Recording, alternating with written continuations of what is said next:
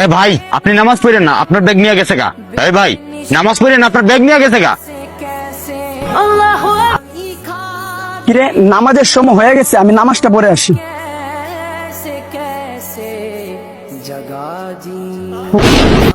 এই জিনের বাদশা, আমি এই টাকার ব্যাগ গায়েব করতে পারছি না, তোমার শক্তি দিয়ে এই টাকার ব্যাগ গায়েব করে দাও।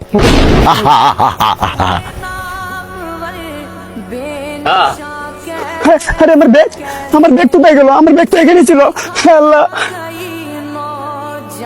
তোরে আগেই বলছিলাম যে তোর ব্যাগ নিয়ে যাইতেছে, নামাজ পড়তেছিস, এখন কান্না করবি? কর এখন। হে আল্লাহ, আমি তো আপনার ইবাদত করতেছিলাম, আমার ব্যাগটা কিভাবে গায়েব হয়ে গেল?